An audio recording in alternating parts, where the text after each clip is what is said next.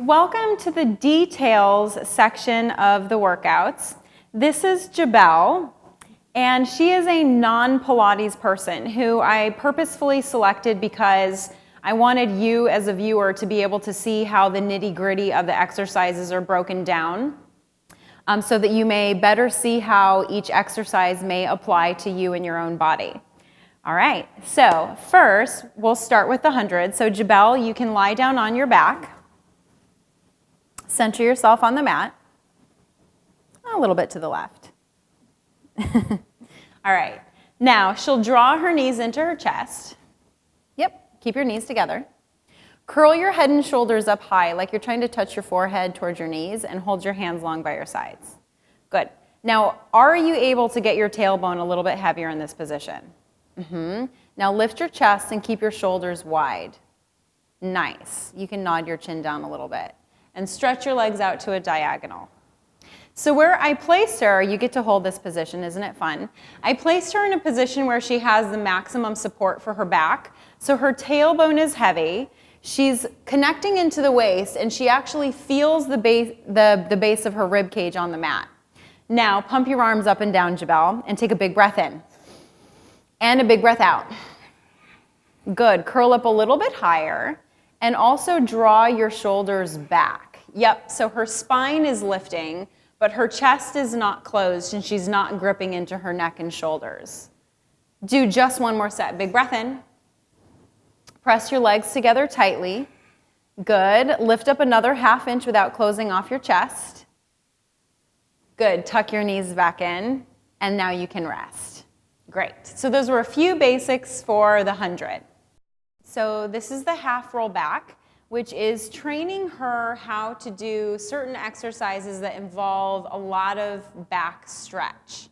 All right, so keep your elbows wide, and you can walk your feet in a little bit closer.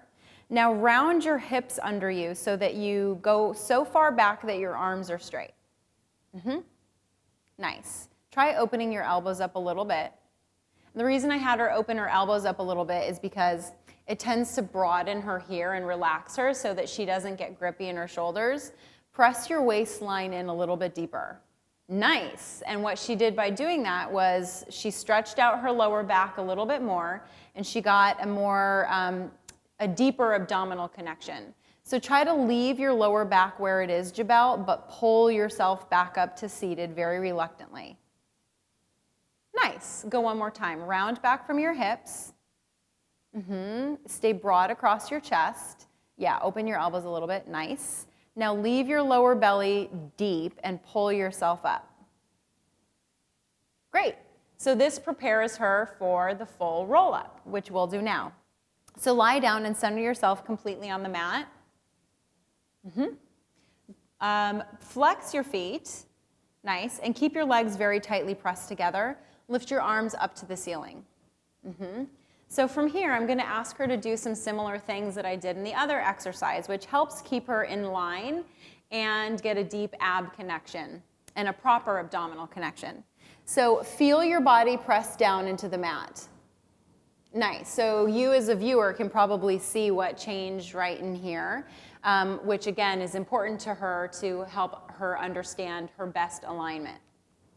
Now round your head and shoulders off the mat with an inhale.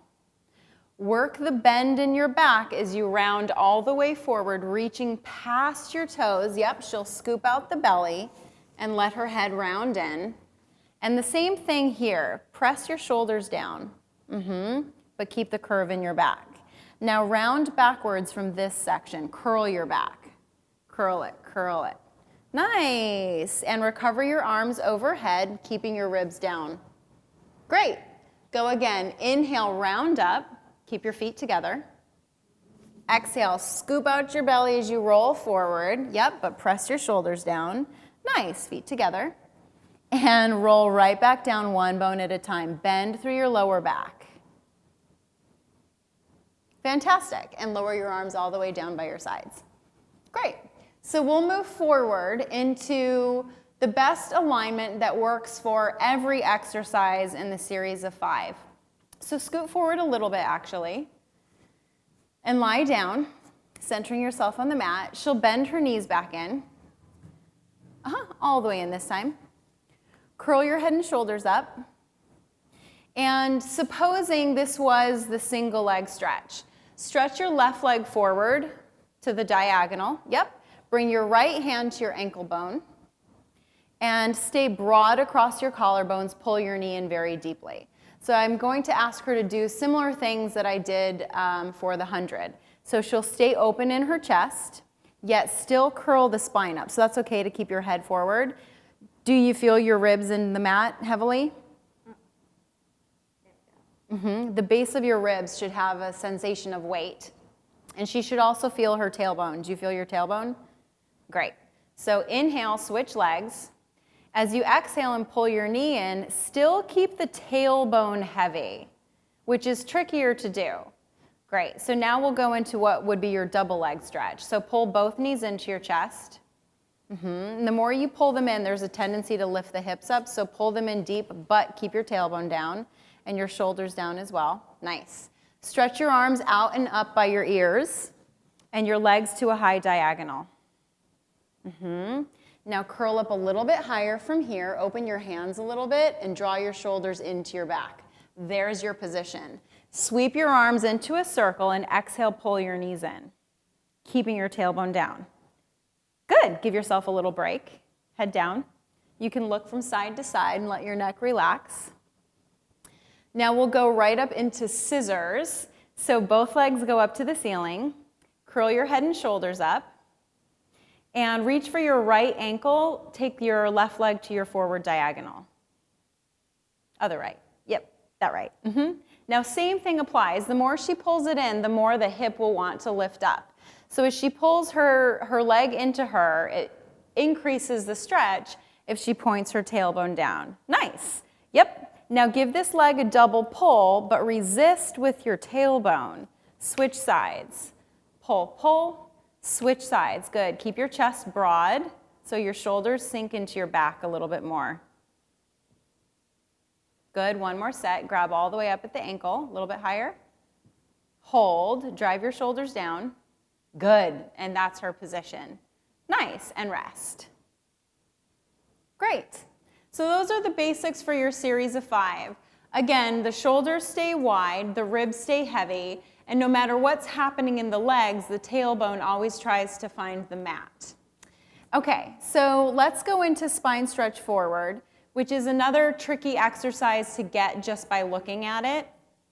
So do a full roll up to a seated position. So you can stretch your legs out, take your arms up, flex your feet, glue your legs together, and curl up to a seated position.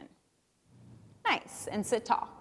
Lower your arms by your sides for now, and open your feet as wide as the edges of your mat, a little bit wider. Great. Now lift your arms straight out in front of your chest, a little bit narrower. Now she has a little tendency to get archy here, so pull these guys in. Yeah, and you can see how this actually lengthens. Now inhale and sit tall, like you're growing tall through the crown of your spine. Ooh, but don't let that arch. Sink back a little bit deeper. Nice. Now exhale, round forward and dive your head to the space between your knees. Keep reaching forward with your arms. Good. Now hold here. I actually want her to push back here a little bit more. Yep. So it's as though she's standing up against a wall. So the more she rounds forward, go ahead. She still tries to keep this part of her back long and vertical. So she ends up with a really dramatic scoop back in the waist. Now lift from the base of your rib cage to roll up to sit tall. So it's like a candy cane position. Try one more. Round forward on an exhale. Good. Stay pushing down in the shoulders though. Yep. So this section stays a little bit more forward. There. This section stays vertical and then roll up to sit very, very tall. Oop, without arching. Pull the ribs in a little bit and rest. Nice. Okay, flip over onto your belly facing this way. And stretch your legs out behind you. You can rest your forehead on your hands. And this is for swan. So again, proper placement for swan means that I'm trying to get her, as usual, to find length in her body. So it's natural if we're here show it the wrong way for a second. So feel how if her belly relaxes, the lower back gets shortened and very concave. Now I'm simply guiding her to lengthen her tailbone a little bit more, which helps protect your back, especially for those of us who want to strengthen our backs but maybe have some back issues. So press down here, yep, lengthen your tailbone, and keep your hands attached to your forehead to lift your upper back. Beautiful, this is beautiful. Keep your shoulders down by pushing right where the tips of your shoulder blades are. Work to find length here, and still try to get your heels to stay together. Nice, now can you add maybe 1 more inch of lift from here? Great, and notice how she's not lifting from her head, she's lifting from her actual upper back. Lengthen the tailbone, lengthen the crown of your head the opposite direction, and rest all the way down. Great. Last exercise for the day, shoulder bridge. So you can lie on your back right where you are, just flip over. Yep, and maybe come this way a little bit more. Walk your feet in as close as you can, still being able to get your heels heavy. And hip width apart, so maybe a tad narrower. In general, a hip width is your fist size distance between your big toes. Oh, a little bit bigger. Yep, there you go. Nice, okay. So relax your shoulders. And when she rolls up into a shoulder bridge, go ahead, start from your tailbone, roll up into a straight line from shoulder, hip to knee. Yeah, this is a little different than something like yoga, for example, where you would go into a deeper back extension. What we're looking for is a straight line from shoulder, hip to knee. So that might mean she'll pull in here a little bit more. Yes, and work a curl upwards with her hips a little bit more. And when she does that, she ends up with a much, much better stretch in the front of her legs. It's also a lot more work. And she's doing a good job of not letting her knees get too wide, which is also important to keeping the work in the backs of the legs and keeping a deep stretch through the front of the thigh. Roll down, starting truly with your upper back. 1 bone at a time. Very nice, until your tailbone is completely heavy and relaxed. And then you can come up to seated. Great, so these are just a few of the basics that help layer on a lot of more Pilates repertoire. So if you really nail down kind of the nuances of these basic exercises, it will greatly, greatly help you in improving and progressing in the Pilates method.